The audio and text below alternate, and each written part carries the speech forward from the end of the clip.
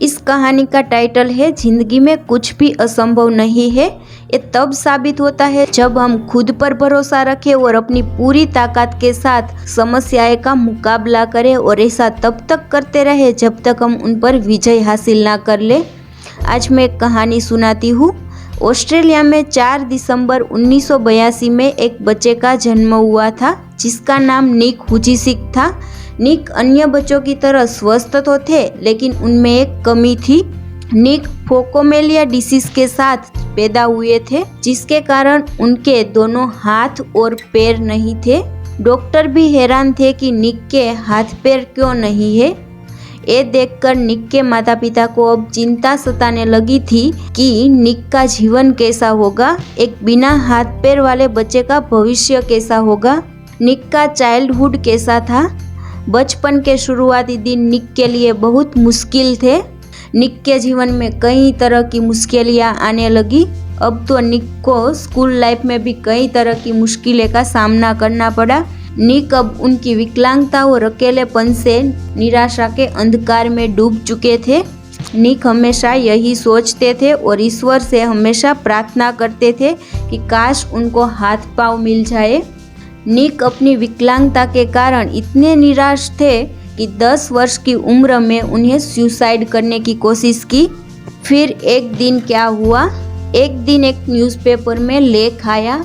वो लेख निक की माँ ने निक को पढ़ने के लिए कहा। वो लेख पढ़कर उनका जीवन के प्रति नजरिया पूरी तरह से परिवर्तित हो गया। वो लेख में एक कहानी थी, वो विकलांग व्यक्ति की थी। वो व्यक्ति अपनी विकलांगता से कैसे जंग लड़े और उस पर कैसे विजय प्राप्त की, उसकी कहानी थी। निक को अब समझ में आ गया था कि वो अकेले व्यक्ति ही नहीं है जो संघर्ष कर रहे हैं और मुश्किलों का सामना कर रहे हैं। निक अब धीरे धीरे यह समझ चुके थे कि वे चाहे तो अपनी ज़िंदगी को सामान्य तरीके से भी जी सकते हैं और चाहे तो निराशा के अंधकार में डूबा रह सकता है। निक ने फिर सोचा, मैं क्या कर सकता हूँ। निक ने धीरे धीरे पैर की जगह पर निकली हुई उंगलियों से और कुछ साधनों की मदद से लिखना शुरू किया और कंप्यूटर पर टाइप करना भी सीख लिया। 17 वर्ष की उम्र में निक ने लेक्चर देना स्टार्ट कर दिया और 21 वर्ष की उम्र में निक ने अकाउंटिंग और फाइनेंस में ग्रेजुएशन कंप्लीट कर ली। मोटिवेशनल स्पीकर के रूप में अपना करियर शुरू किया।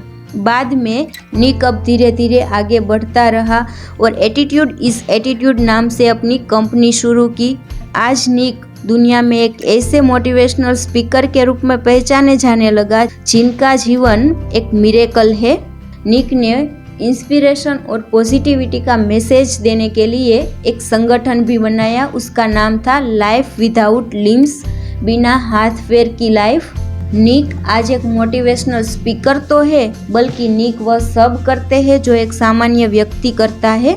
जन्म से ही हाथ पैर न होने के बावजूद निक गोल्फ और फुटबॉल भी खेलते हैं, स्विमिंग करते हैं, स्काई डाइविंग और सर्फिंग भी करते हैं। निक में एक प्रभावित करने वाली बात यही है कि वो अपने जीवन के प्रति खुशी और शांति की सम्मोहक भावना रखते हैं। एक दिन निक निराशा के अंधकार में डूब चुके थे। आज वो निक दुनिया को जिंदगी जीने का तरीका सिखा रहे हैं।